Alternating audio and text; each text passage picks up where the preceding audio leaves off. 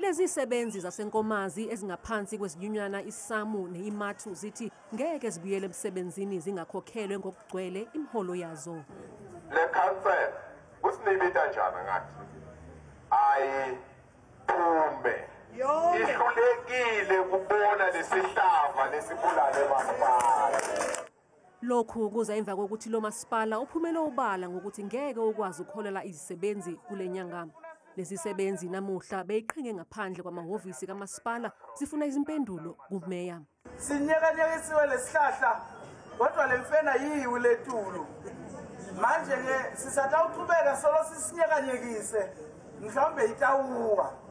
Inyunyana yezisebenzi zikamasipala iSAMU ithi inengekile ngalesimo njengoba bekunethemba lokuthi ubuholi bukamasipala buzoqhamuka nesixazululo.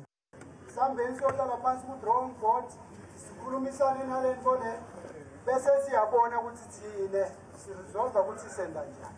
Because njengoba basho asinyikanyikisiwe isihlahla comrades. Athi ma-fruits aphelile. Kungako namhla sibona le arrogance le lesiyibonako le.